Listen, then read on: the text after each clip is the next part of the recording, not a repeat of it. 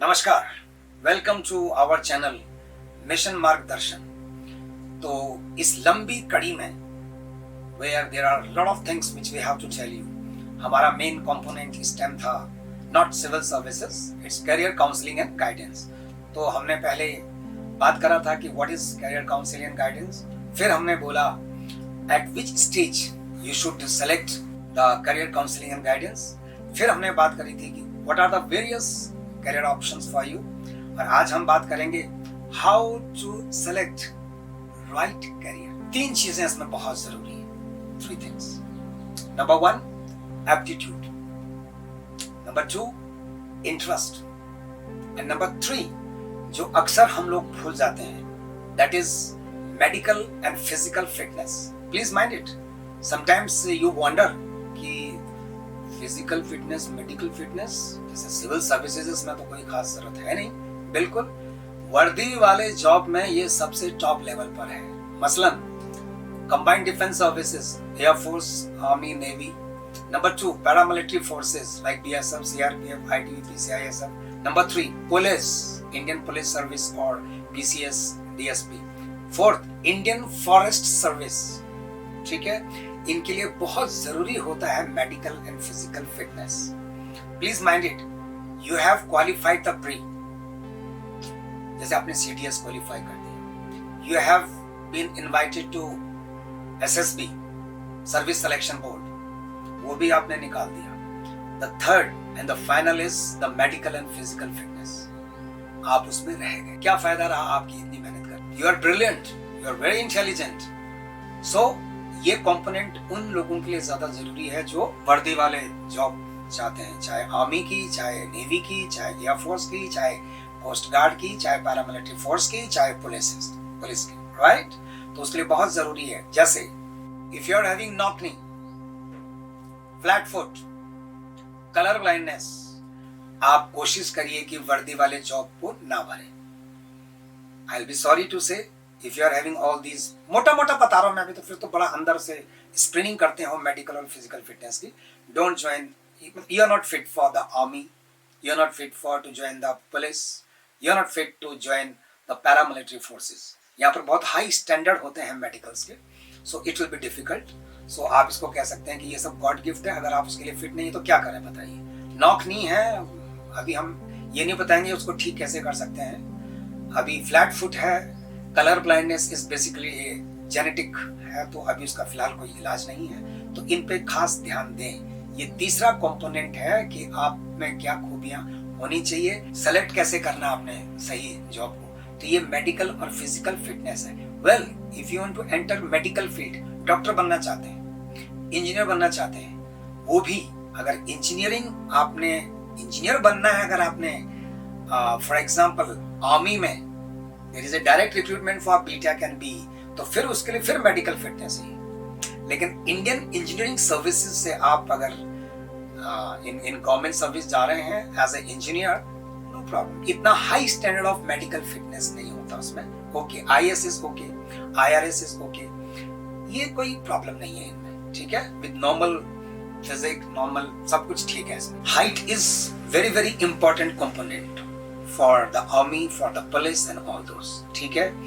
Indian Forest Service, no compromise with the height and all those, तो इसका थोड़ा ध्यान रखें। ये आप लोग छोड़ देते हो, जैसे कई कोचिंग इंस्टीट्यूशंस हैं वो आपको पढ़ाते हैं CDS, Indian Forest Service, IPS के लिए सबकी तैयारी कराते हैं, लेकिन आई थिंक दे शुड और you should first ask them कि sir I am having this problem in medical, am I eligible?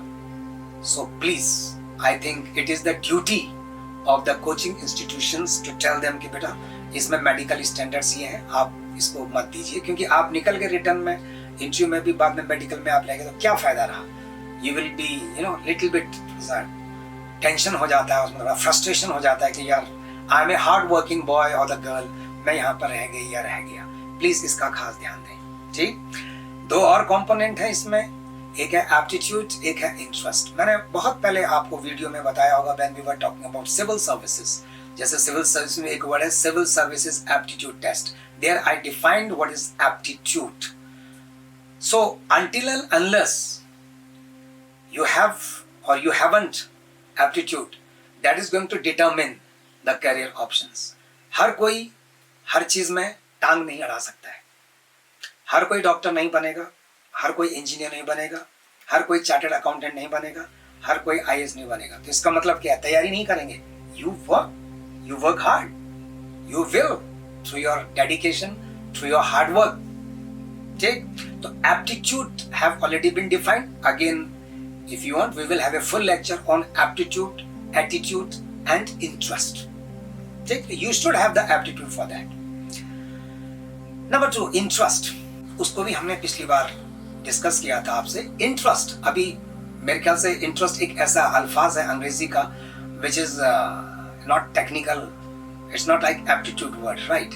आपका इंटरेस्ट होना चाहिए। For example, you have got interest to join the armed forces. आपने फौज में जाना है, कैप्टन बनना है, मेजर बनना है, कर्नल बनना है।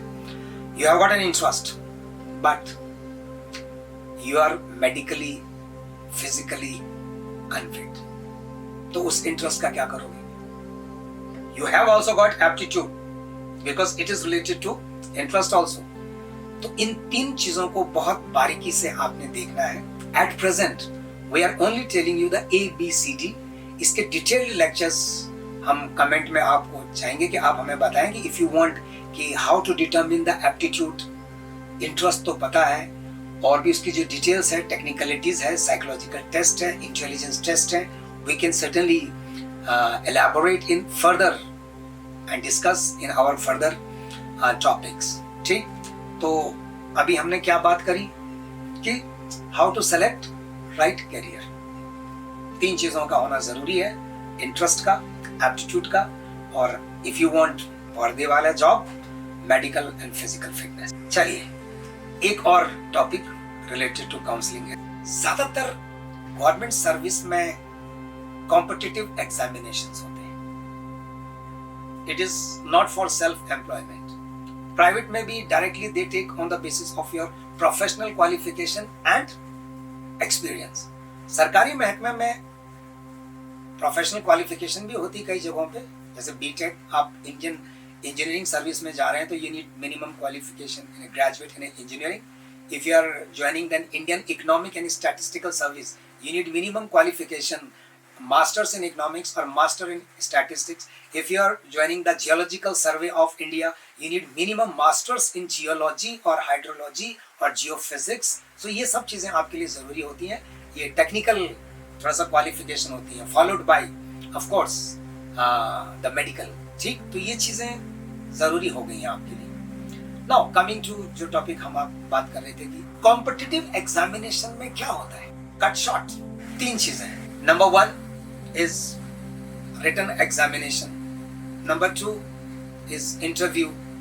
Number 3 again I told you, followed by medical and physical examination. तो अगर हम मेडिकल और फिजिकल पे अभी एलिमिनेट कर दें, we have already told that 2 चीजें जरूरी है, that is written examination and interview. कई जगहों पे इंटरव्यू नहीं होता है। So next वीडियो में हम आपको बताएंगे रिटन एग्जामिनेशन में क्या क्या होता है, हायर लेवल पे, सबऑर्डिनेट लेवल पे, राइट? हर एग्जाम का पैटर्न, बिहेवियर अलग अलग है। We are going to take simple profile जो है रिटन एग्जाम का, जिसमें आपको तैयारी करनी है हर बच्चे को। And second, interview, higher level interview, general interview, कई जगहों पर इसका भी इंपॉर्टेंट क्राइटेरिया है फॉर सिलेक्शन। तो we will be discussing next, आने वाले हम वीडियोस में आपसे डिस्कस करेंगे what comprises the competitive examination or written examination, what comprises the interview, अलग अलग उसके प्रोफाइल, अलग अलग उसके पार्ट्स हैं। तो उसमें हम आपको बात करेंगे so that you will be able to get the ABCD of total career counseling and guidance। ठीक है, फिर अगली वीडियो में मिलते हैं with new chapter of career counseling and guidance, right? मुझे इजाजत दीजिए आज के लिए।